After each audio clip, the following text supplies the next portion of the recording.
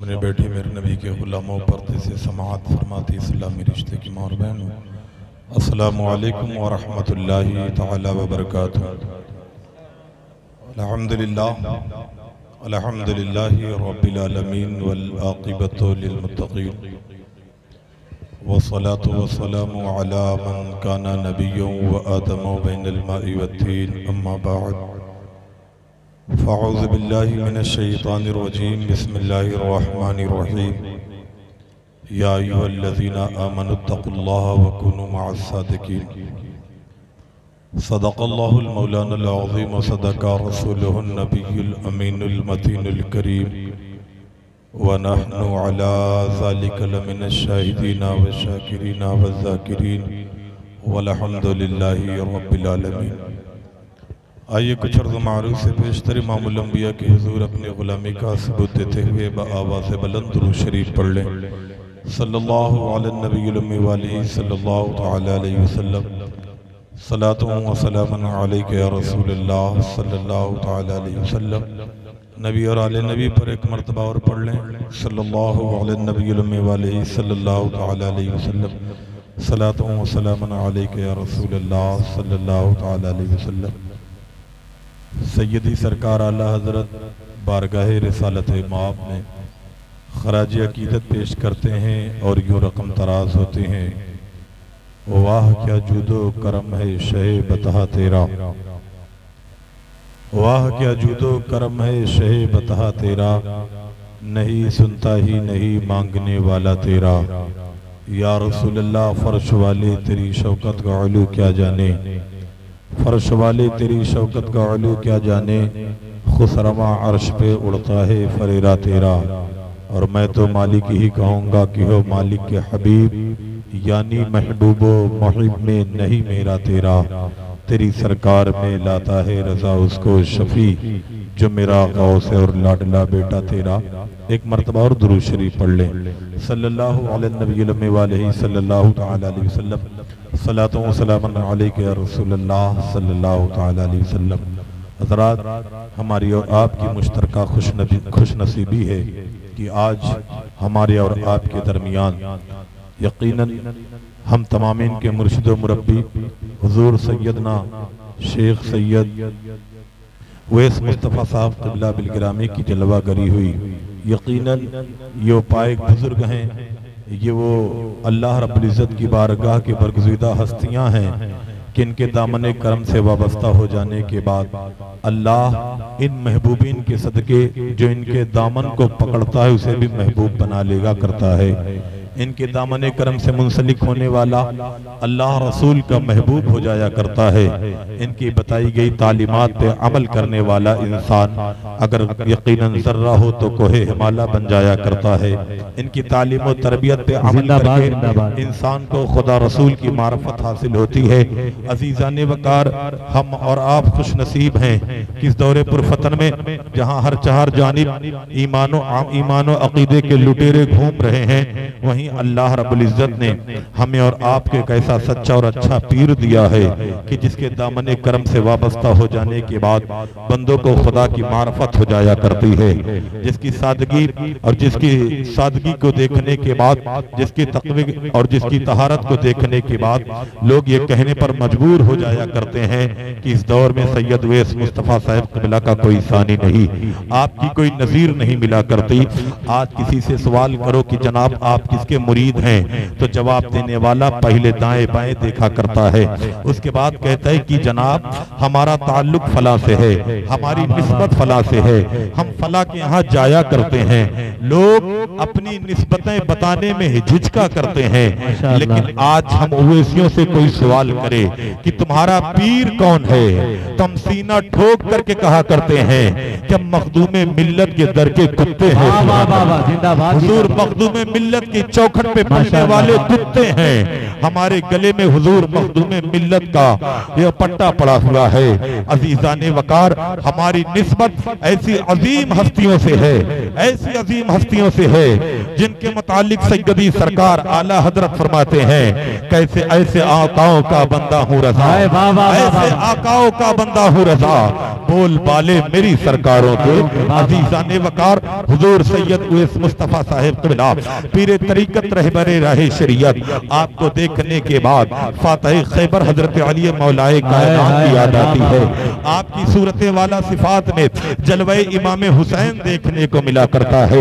यकीनन अगर ये कह लिया जाए कि गौसे आजम की करामत का नाम सैयद उवैस मुस्तफ़ा है, आशिकों के माथे के झूमर का नाम सैयद उवैस मुस्तफ़ा है, हम गुलामानों की बख्शिश के जरिए का नाम सैयद उवैस मुस्तफ़ा है, तो वकार इसमें कोई मुबालगा ना होगा। हुजूर वाला की सिफात मोहताज तारुफ नहीं। आज सरकार जिस जगह पर कदम रख दिया करते हैं वो जगह रहमतो नूर की बरखा में भीग जाया करती है। आज सरकार जिस जगह से गुजर जाया करते हैं परवरदिगार वहां पर रहमतों का नज़ूल फरमाने लग जाया करता है। मुसलमानों और आशिकों, आज हमारे और आपके लिए सआदतमंदी है कि अपने पीर के दामने करम से वाबस्ता होकर उनको उनके फयूज़ो बरकात को हासिल करें और उनकी तालीम और तरबियत पे चल करके यकीनन मुस्तफ़ा जाने रहमत सल्लल्लाहु अलैहि वसल्लम को राजी करें। अहले स्टेज से गुजारिश है कि आप हज़रात जल्द से जल्द बैठ जाएं, अदब से बैठें, अभी सरकार की जलवागरी होगी। आपने देख करके अपने ईमान में, हाँ आप हज़रात परेशान न करें, यकीनन आले रसूल के चेहरे की ज़ियारत करना ही खुशबख्ती है। अज़ीज़ाने वकार मुस्तफ़ा जाने रहमत सल्लल्लाहु तआला अलैहि वसल्लम ने अपने गुलामों से इरशाद फरमाया, ऐ मेरे गुलामों अपनी औलादों को तीन चीज सिखाओ। गुलामों ने अर्ज की या रसूल अल्लाह वो कौन सी तीन चीज सिखाई जाए? पैगंबर इस्लाम सल्लल्लाहु तआला अलैहि वसल्लम इरशाद फरमाते हैं, नंबर एक अपने गुलामों के पैगंबर इस्लाम ने इरशाद फरमाया, ऐ लोगों अपनी औलादों को तीन चीज सिखाओ। लोगों ने सवाल किया सरकार वो कौन सी तीन चीजें हैं जो औलादों को सिखाई जाए? पैगंबर इस्लाम इरशाद फरमाते हैं, नंबर एक अपनी औलादों को मुस्तफा जाने रहमत का इश्क सिखाओ, अपनी औलादों के सीने में नबी अज़ी वकार का इश्क पैदा करो। फिर गुलाम अर्ज करते हैं या रसूल अल्लाह आखिर दूसरी कौन सी चीज है? तो पैगंबर इस्लाम ने इरशाद फरमाया, अपने औलादों के सीने में नबी के इश्क के साथ साथ पैगंबर इस्लाम की आल की मोहब्बत पैदा करो। नबी के आल की मोहब्बत पैदा करो, नबी के आल की ताज़ीम पैदा करो, नबी के आल का एहतराम पैदा करो। फिर मेरे आका से गुलामों ने पूछा या रसूल अल्लाह वो तीसरी कौन सी शय है जिसके मुताल्लिक मुझे औलादों को सिखानी है? पैगंबर इस्लाम इरशाद फरमाते हैं वो तीसरी चीज कुरान मजीद है। इन तीन चीजों को अपनी औलादों में सिखाओ, अपनी औलादों को सिखाओ, अपनी औलादों के ज़हनो फिक्र में उतारो।